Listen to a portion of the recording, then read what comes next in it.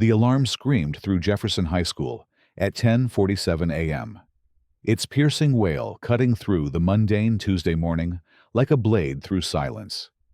Students froze mid-sentence, pencils suspended above test papers, as the red lights began their frantic dance across classroom walls. But this wasn't the monthly fire drill.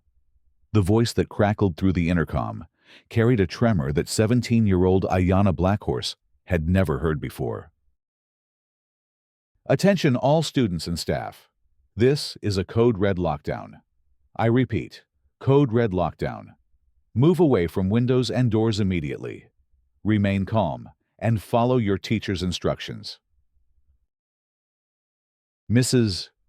Peterson's face drained of color as she fumbled with the classroom door lock, her hands shaking so violently that the key slipped twice before finding its mark. The AP History classroom, moments before, filled with the rustle of turning pages and muffled yawns, now held 28 teenagers in suffocating silence. Through the small window in the door, Ayanna glimpsed figures in tactical gear moving down the hallway with military precision. Her heart hammered against her ribs like a trapped bird. The small beaded pouch she'd been working on during lunch, tucked safely in her backpack, suddenly felt like it weighed 1,000 pounds. 3 weeks of careful stitching, each bead selected with the reverence her grandmother had taught her. A piece of her heritage crafted for the Native American Heritage Month presentation that was supposed to happen this afternoon. The footsteps stopped outside their door. 3 hours earlier, Ayanna had walked through the school's front entrance with the easy confidence of a senior who belonged. Her long black hair caught the morning sunlight streaming through the skylights, and she nodded to familiar faces as she navigated toward her locker. The beaded pouch nestled in her backpack represented weeks of patient work. Each tiny glass bead sewn with threads her grandmother had blessed with sage smoke and prayers. "Morning sunshine," called Marcus Chen, her lab partner in AP biology, as he jogged up beside her. "Ready for Peterson's test, I studied until my eyes bled." "You always say that," Ayanna laughed, spinning her combination lock with practiced fingers. "Then you ace it anyway." The normalcy of the moment felt precious now, trapped behind a locked door while armed officers swept the building. She'd grown up in this town, graduated from Jefferson Elementary, played softball for the middle school team. Her father taught at the community college. Her mother worked as a nurse at the local hospital. They were woven into this community's fabric as deeply as any family could be. But not everyone saw it that way. Karen Whitmore had moved to Millbrook 18 months ago, bringing with her a particular brand of suspicion that she wore like armor. At 43, she possessed the kind of pinched expression that suggested the world consistently failed to meet her standards. Her blonde hair was always perfectly arranged, her clothes pressed to military precision, and her opinions delivered with the absolute certainty of someone who'd never been genuinely wrong about anything important. She'd first noticed Ayanna 3 weeks ago at the grocery store, watching with narrowed eyes as the teenager chatted with the elderly cashier in what Karen assumed was some foreign language. It was actually English, mixed with a few Diné words her grandmother had taught her. But Karen didn't distinguish between languages that weren't hers.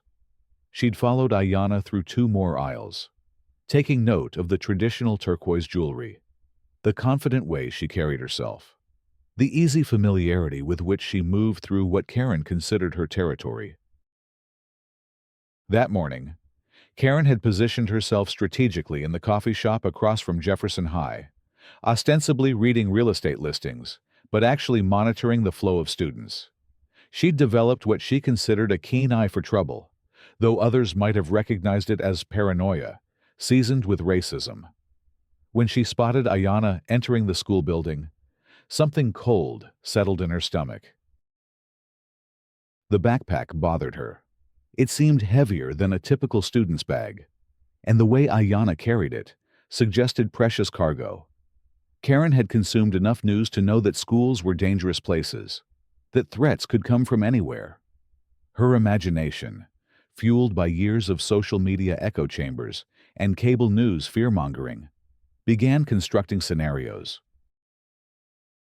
By 9:30 a.m., she'd convinced herself she was witnessing the prelude to tragedy. Her first call went to the school's main office. The receptionist, Mrs. Garcia, listened politely to Karen's concerns about suspicious student behavior and assured her that the staff would keep an eye on things. This measured response didn't satisfy Karen's growing certainty that she alone understood the magnitude of the threat. The second call went directly to 911. "I'm calling to report a potential bombing threat at Jefferson High School." Karen's voice was steady, practiced. She'd rehearsed the words in her mind until they felt like truth. "There's a student there. Native American girl, carrying what looks like bomb-making materials in her backpack.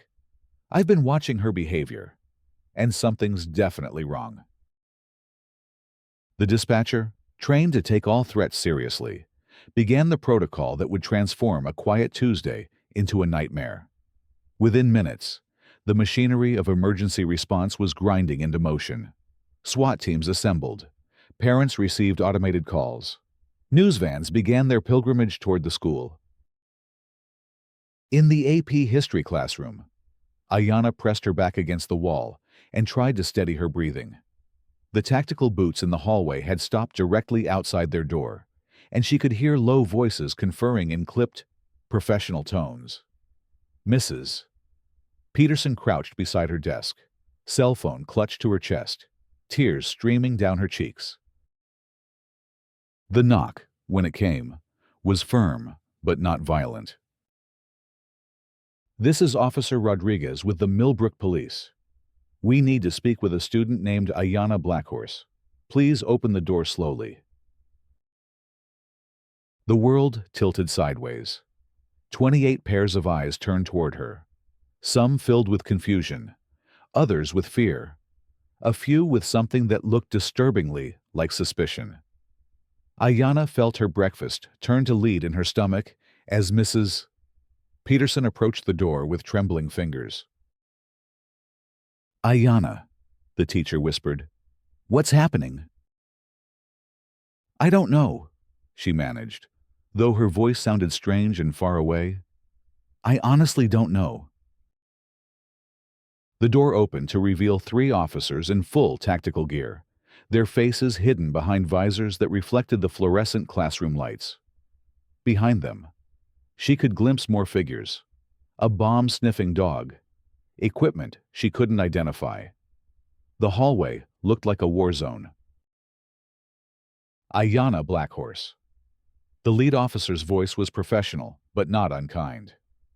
"We need you to come with us. Bring your backpack." Her legs felt disconnected from her body as she stood, the weight of her classmates' stares like physical pressure against her skin. The backpack that had felt light that morning now seemed to drag at her shoulders as she slipped it on. Through the classroom window, she could see students pressed against glass in other rooms, their faces pale with shock. The walk down the hallway felt endless. Each footstep echoed against the tile floors, amplified by the unnatural silence that had settled over the building like a shroud. Teachers peered from doorways with expressions of bewilderment and fear. The trophy cases, normally filled with symbols of school pride, now seemed to watch her passage with glassy, accusing eyes. They led her to the principal's office, where Mr. Davidson sat behind his desk, looking older than his 55 years. His normally ruddy face was ashen, and his hands shook as he gestured toward a chair. 2 more officers flanked the doorway, while a third set up what appeared to be recording equipment. "Ayanna," Mr. Davidson began, his voice carefully controlled.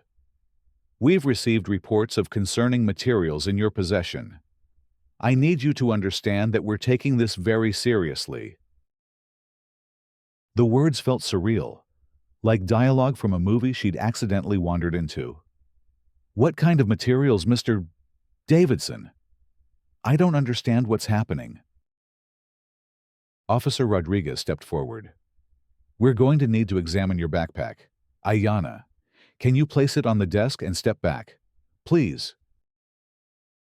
Her hands moved independently of her conscious mind, lifting the familiar weight and setting it down with exaggerated care. The fabric looked different under the harsh office lighting, transformed from a trusted companion into evidence of something she couldn't name. The officer's movements were methodical as he unzipped the main compartment.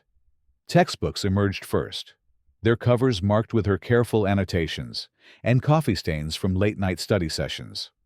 Her chemistry notes, covered in diagrams that now looked ominous under the circumstances. A calculator, pens, the usual debris of student life. Then his gloved hand closed around the beaded pouch. The silence in the room became absolute as he lifted it into the light. The traditional pattern her grandmother had taught her, worked in blues and whites and deep earth tones, seemed to pulse with significance that none of these men could possibly understand. But to their eyes, trained to see threat in the unfamiliar, it looked like something else entirely. "What is this?" Officer Rodriguez asked, his voice sharp with suspicion. "It's a medicine pouch," Ayanna whispered, her throat closing around the words. "Traditional craftwork. I made it for Heritage Month presentation." "What's inside?" The question hung in the air like smoke. Inside were sage leaves her grandmother had picked last summer, a small piece of turquoise blessed by the tribal elder, tobacco wrapped in cloth, and a prayer written in careful cursive on handmade paper. Sacred items that had never been meant for strangers' eyes, much less for examination under suspicion of violence. "Ceremonial items," she said, the words feeling inadequate and exposed. "Sacred things. Personal things." The officer's fingers moved toward the pouch's opening, and something fierce and protective flared in Ayanna's chest. "Please," she said, more sharply than she'd intended. "Those items are sacred. They're not meant to be handled by—" The words died as she saw the officer's expression shift, interpreting her urgency as resistance, her desperation as guilt. The pouch that represented her connection to generations of ancestors was being transformed into evidence of malicious intent by the alchemy of fear and prejudice. Outside the principal's office, the school remained in lockdown. Parents gathered behind police barricades, their faces etched with terror as news vans multiplied like bacteria. The story was already mutating as it spread through social media. Native American student, suspicious device, bomb threat, terrorism. Each retelling added new details, new certainties, new reasons for fear. Karen Whitmore stood among the crowd of parents, her expression a mixture of vindication and barely concealed excitement. She'd positioned herself near the news cameras, ready to share her account of the morning's vigilance. In her mind, she was a hero who'd prevented tragedy through her careful observation and quick thinking. "I knew something was wrong," she told anyone who would listen. "The way she was carrying that bag, the suspicious behavior. I've been watching her for weeks. These people, they have different values, different loyalties. You can't be too careful these days." Her words found fertile ground among the gathered parents, many of whom knew Ayanna's family only as distant acquaintances. Fear had a way of eroding the thin veneer of tolerance that held communities together, revealing the ugly prejudices that lurked beneath surface politeness. But not everyone was convinced. Dr. Michael Redhawk, Ayanna's father, pushed through the crowd with the focused determination of a man whose world was collapsing. His daughter's name on the lips of strangers, mixed with words like bomb and terrorist, felt like physical blows. As a professor of Native American studies at the community college, he'd spent his career fighting exactly this kind of ignorant stereotyping. Now it had invaded his family's life with vicious intimacy. "That's my daughter in there," he told the officer manning the barricade. "Dr. Michael Redhawk, I demand to know what's happening." The officer, young and clearly overwhelmed by the situation, consulted his radio before responding. "Sir, we're in the middle of an active investigation. I'm going to have to ask you to wait with the other parents." "Active investigation of what, my daughter's crime of being Native American in your school?" The words cut through the crowd noise like a blade, causing heads to turn and conversations to falter. Dr. Redhawk's voice carried the authority of education and the pain of a father watching his child become a target. Behind the police tape, Karen Whitmore felt a flutter of unease.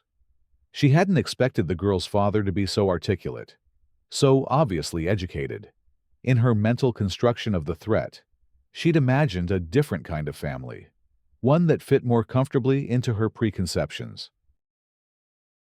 Inside the school, the interrogation continued with painful methodicalness. Each item from Ayanna's backpack was cataloged, photographed, examined for potential threat. The officers seemed genuinely puzzled by what they were finding, or rather, by what they weren't finding. No explosives, no weapons, no evidence of any kind of violent intent. "Tell me about this presentation you mentioned," Officer Rodriguez said, his tone slightly less aggressive than before. Ayanna's voice was raw from trying not to cry. "Native American Heritage Month. We were supposed to share aspects of our culture with the class. I've been working on traditional beadwork, learning the patterns my grandmother taught me." "And the contents of this pouch?" She closed her eyes, trying to find strength in the memory of her grandmother's weathered hands guiding hers around the needle. Sage for purification, turquoise for protection, tobacco for prayers. It's a medicine pouch, not a weapon. It's sacred. The word sacred seemed to hang in the air, foreign and incomprehensible in this context of suspicion and fear. Mr. Davidson shifted uncomfortably in his chair, beginning to realize the magnitude of what was unfolding in his school. "Ayanna," he said carefully, "can you help us understand why someone would think these items were dangerous?" The question revealed the terrible heart of the situation.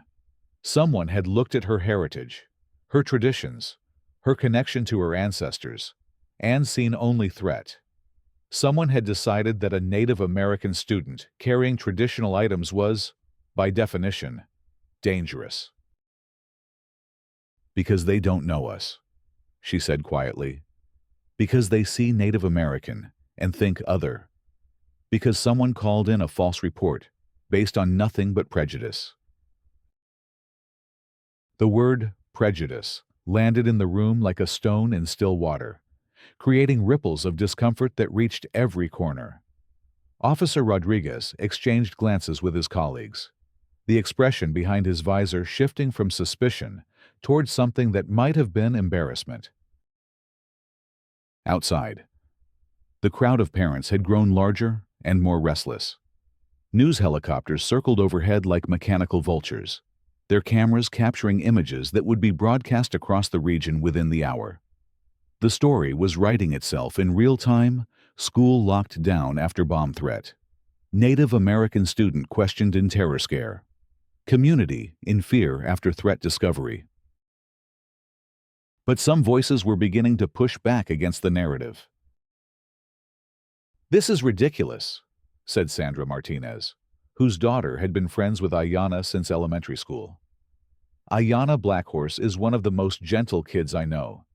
She tutored my Emma in math last year. Someone's made a terrible mistake." Her words found support among other parents who actually knew the Redhawk family. Parents whose children had played in their backyard, eaten at their table, learned about Native American culture from Dr. Redhawk's patient explanations. But their voices were outnumbered by those who knew the family only as distant figures, exotic others whose differentness could easily be transformed into threat. The moment that changed everything came when Mrs. Garcia, the school receptionist, approached the principal's office with the expression of growing concern. She'd been fielding calls all morning, including the earlier one from Karen Whitmore that had started this nightmare. "Mr. Davidson," she said, knocking on the office door. "I need to speak with you privately." The brief conference in the hallway was conducted in whispers, but Ayanna could see the principal's face change as Mrs. Garcia spoke. When he returned to the office, his expression was grim with a different kind of understanding. "Officers," he said carefully, "I think we need to examine the source of the original complaint more closely." The investigation that followed moved with surprising speed. Karen Whitmore's call had been recorded, as all 911 calls were, and the transcript revealed the shocking thinness of her evidence. No specific threats observed, no weapons seen, no actual suspicious behavior beyond a teenage girl carrying a backpack and belonging to the wrong ethnic group. But the deeper investigation revealed something far more disturbing. Detective Sarah Williams, called in to examine the case more thoroughly, had spent 20 minutes scrolling through Karen Whitmore's social media accounts before calling her supervisor. The posts stretched back months, a digital trail of increasingly radical rhetoric about immigrants, minorities, and what Karen termed the erosion of real American values. There were memes about Native Americans being foreign invaders, conspiracy theories about tribal sovereignty being a cover for anti-government activity, and explicit statements about the need to watch minority families in the community. The pattern was clear and undeniable. This wasn't a case of mistaken vigilance, but of deliberate harassment based on racial prejudice. The revelation reached the school just as the bomb squad finished their sweep of the building, finding nothing more threatening than a forgotten sandwich in someone's locker. The lockdown that had terrorized hundreds of students and parents, disrupted an entire community, and traumatized an innocent teenager had been based on nothing more than one woman's racist paranoia. When the all-clear was finally given at 2:15 p.m., nearly 4 hours after the initial alarm, the school felt different. The familiar hallways seemed scarred by the morning's events, the trophy cases and bulletin boards now witnesses to a collective failure of trust and understanding. Ayanna emerged from the principal's office to find her parents waiting, their faces etched with a mixture of relief and fury that she'd never seen before. Her mother, Dr. Sarah Redhawk, gathered her into an embrace that smelled of sage and hospital antiseptic, whispering prayers in Diné that Ayanna hadn't heard since childhood. "I'm so sorry, baby," her mother whispered. "This should never have happened to you." The hallways gradually filled with students retrieving belongings from lockers, their conversations subdued and strange. Some approached Ayanna with words of support. Others avoided eye contact entirely. The event had drawn lines through the school community that hadn't been visible before, revealing who would stand with her and who would maintain suspicious distance. Marcus Chen was among the first to reach her side, his usually cheerful expression darkened by anger. "This is so messed up. Ayanna, everyone knows you. Everyone knows your family. How could someone think you were dangerous?" The question hung in the air, unanswerable, because its roots ran too deep for simple explanation. How do you explain generations of mistrust, media stereotypes, and willful ignorance to a 17-year-old who'd never seen his identity transformed into a threat? Outside the school, the crowd of parents was dispersing with reluctant slowness. Many seemed almost disappointed by the anticlimactic resolution, their adrenaline and fear having nowhere to go. But others were beginning to ask harder questions about what had really happened that morning. Karen Whitmore found herself increasingly isolated as details of her complaint became known. The parents who had listened to her warnings earlier were now regarding her with expressions of doubt and disgust. Her moment of perceived heroism was curdling into something far less flattering. "You called in a bomb threat based on a girl carrying a backpack." Sandra Martinez confronted her near the parking lot. "Do you have any idea what you've done to this community?" Karen's response revealed the depths of her delusion. "I was protecting everyone. You should be thanking me. These people, they don't assimilate. They maintain separate loyalties. I was being vigilant." The words fell into stunned silence, their naked bigotry impossible to disguise or defend. Several parents began recording the exchange on their phones, documenting Karen's prejudice for posterity. But the real reckoning was yet to come. The emergency school board meeting was called for that Thursday evening, 2 days after the lockdown. The Jefferson High auditorium filled beyond capacity, with overflow crowds gathering in the hallways and lobby.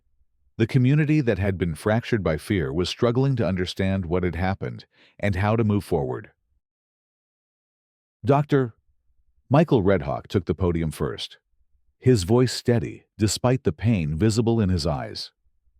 "My daughter spent 4 hours yesterday being treated like a terrorist because she carried traditional Native American items to school. She was interrogated, suspected, and traumatized because someone decided that her heritage was inherently threatening." His words carried the weight of generations of similar experiences, the long history of Native Americans being viewed as dangerous others in their own land. But they also carried the specific pain of a father watching his child become a target. This isn't just about one false report. It's about the assumptions that made that report seem credible to some people. It's about the kind of community we want to be. The audience listened in uncomfortable silence, many hearing these perspectives for the first time. The comfortable distance that had allowed them to see the Redhawk family as exotic neighbors, rather than full community members, was being stripped away by the harsh light of consequence. When Karen Whitmore took the microphone, the auditorium tensed with anticipation. Surely she would apologize, acknowledge her mistake, and help begin the healing process. Instead, she doubled down. "I stand by my actions," she declared, her voice ringing with defiant certainty. "In today's world, we can't afford to ignore potential threats. I saw suspicious behavior, and I reported it. That's what responsible citizens do." The collective intake of breath was audible. Several people began shouting responses, their anger finally finding voice after days of shocked silence. "What suspicious behavior?" called out Dr. Martinez from the audience. "Being Native American, carrying a backpack, existing in your presence."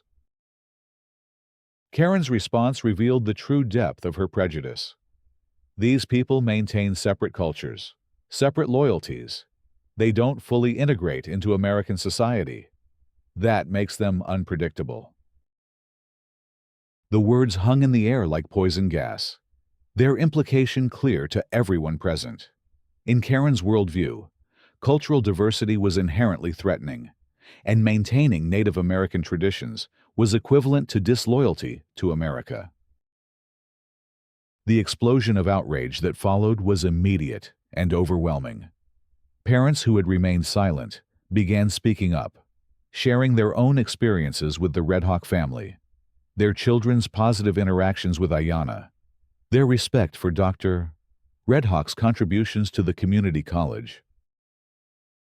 But the most powerful voice belonged to Ayanna herself. The 17-year-old who had spent Tuesday morning in terrified confusion now walked to the microphone with quiet dignity. The auditorium fell silent as she adjusted the height and looked out over the crowd of adults who had failed to protect her. 2 days ago, I was pulled out of history class and treated like a criminal because I was carrying this. She held up the beaded pouch that had caused so much fear, its traditional patterns beautiful and innocent under the auditorium lights. This pouch contains sage that my grandmother blessed, turquoise that connects me to my ancestors, and prayers for my family's well-being. To some of you, those things made me dangerous. Her voice remained steady, but tears tracked down her cheeks as she continued. I was born in this town. I've gone to school with many of your children since kindergarten. My family has lived on this land for generations before this town existed. But because I honor my culture, because I maintain traditions that connect me to my heritage, someone decided I was a threat. The silence in the auditorium was profound, broken only by the sound of people crying. Parents who had watched their own children grow up alongside Ayanna were forced to confront the reality that she'd never been fully accepted, never been seen as completely belonging. I don't want revenge, Ayanna continued, her voice growing stronger. I want understanding. I want this community to learn from what happened so it never happens again.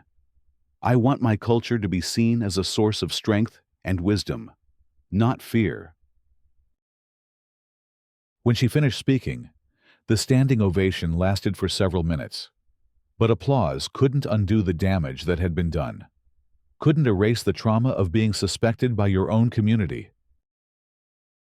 The legal consequences for Karen Whitmore unfolded over the following months with methodical precision.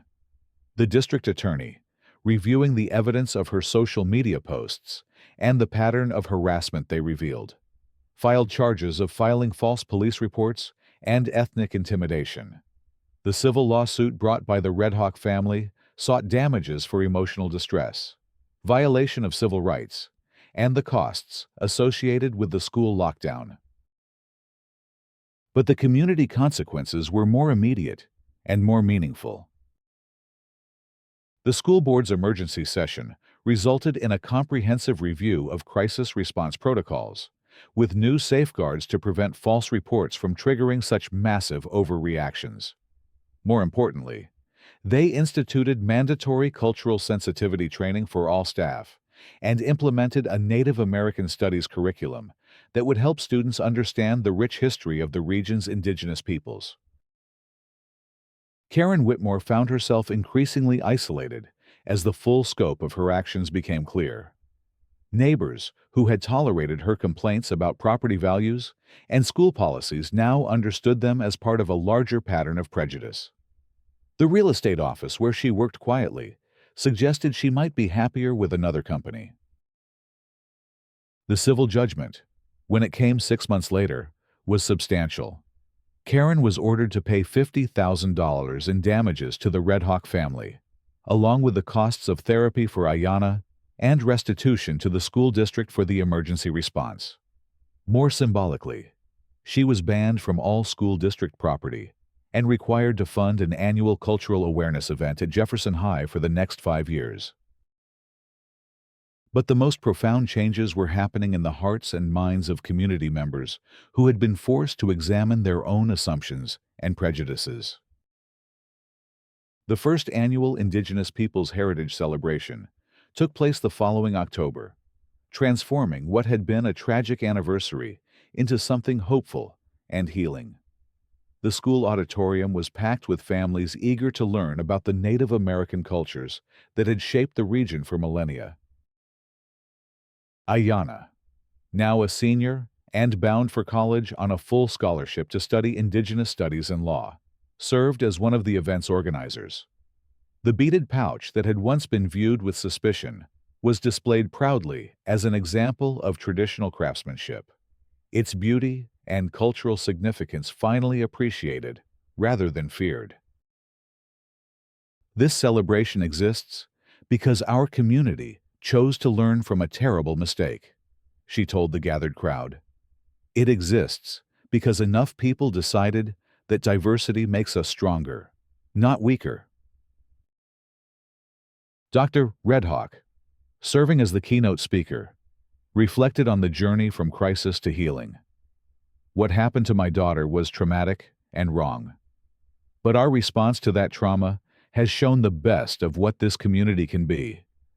We've chosen education over ignorance, understanding over fear. In the audience, former skeptics sat alongside longtime supporters, all united in their commitment to ensuring that no child would ever again be made to feel like a threat, simply for honoring their heritage. The transformation wasn't complete. Such changes never are, but it was real and meaningful. Marcus Chen, now Ayana's boyfriend and a vocal advocate for social justice on campus, introduced the final speaker of the evening, Elder Joseph Yazzie, Ayana's great-grandfather, whose presence blessed the event with the wisdom of lived experience. The elderly man's voice was soft, but clear as he spoke in both Diné and English, his words carrying the weight of 8 decades of watching his people survive and thrive despite persecution and misunderstanding. My great-granddaughter carried our ancestors with her that day, he said, gesturing toward the displayed pouch. She carried our prayers, our hopes, our connection to this sacred land. Those who saw threat in these things revealed their own fears, not any danger from us. He paused, his eyes finding Ayana's across the crowded auditorium. But she also carried our strength, our resilience, our ability to transform pain into wisdom. That is the true power of our traditions, not to harm, but to heal. As the celebration concluded with traditional songs and dances, the participants felt the presence of transformation in their midst. A community that had been fractured by fear and prejudice was slowly weaving itself back together with threads of understanding and respect. Karen Whitmore, watching the event from her car in the parking lot, felt the full weight of her isolation. The community she had claimed to protect had rejected her vision of safety based on exclusion and suspicion. Her attempt to make herself a hero had instead made her a cautionary tale. But even for her, the story wasn't over. The court-ordered community service that followed would force her into contact with the very people she had feared and mistrusted. Working alongside Native American families at community events, helping with cultural education programs, she would slowly begin to see the humanity in those she had demonized. The transformation would be slow and painful, requiring her to confront decades of accumulated prejudice and fear. But it would happen, because that's what communities do when they commit to healing. They create space for everyone to grow, even those who have caused the most harm. 2 years later, as Ayana graduated as valedictorian from Jefferson High School, her speech returned to that terrible Tuesday morning that had changed everything. I used to carry my heritage quietly, she told the assembled graduates and their families. I was proud of who I was, but I didn't want to make anyone uncomfortable with too much visibility, too much difference. She held up a new beaded pouch, this one created not in secret, but with the help of classmates who had learned traditional techniques in the expanded cultural curriculum. I've learned that hiding our light doesn't protect us from those who fear difference. It only robs the world of our gifts. This community taught me that the answer to prejudice isn't invisibility, it's education, connection, and the courage to remain visible, even when visibility feels dangerous. The standing ovation that followed lasted longer than any in the school's history. But for Ayana, the real victory was in the faces. She saw classmates who now understood her culture as a source of wisdom, teachers who had expanded their own horizons, parents who would raise their children to celebrate rather than fear diversity. The shadow of that Tuesday morning would always remain, a reminder of how quickly community bonds could fracture under pressure. But it was balanced now by the light of everything that had grown from that darkness. Understanding where there had been ignorance, connection where there had been fear, justice where there had been prejudice. As she walked across the stage to receive her diploma, Ayanna carried with her not just her own dreams, but the hopes of a community that had learned to see difference as gift rather than threat. The girl who had been suspected of carrying destruction had instead brought transformation, proving that the most powerful weapon against hatred is simply the courage to remain authentically yourself. The beaded pouch in her hand caught the auditorium lights as she paused to wave to her family, its traditional patterns beautiful and unthreatening in the eyes of those who had learned to see with hearts instead of fear. It held the same sacred items it had always held: sage for purification, turquoise for protection, tobacco for prayers. But now it also carried something new: the power of a community's commitment to never again let prejudice masquerade as protection. In the end, that was the true resolution, not just justice for one family, but transformation for an entire community. The shadows of prejudice would always exist, waiting for moments of fear and stress to resurface. But they would be met now by the light of understanding, the strength of connection, and the unshakable belief that diversity is not a threat to overcome, but a gift to celebrate. The story that began with sirens and fear ended with applause and hope, proving that even the darkest moments can become the foundation for something beautiful if a community has the courage to choose healing over hatred, learning over judgment, and love over fear.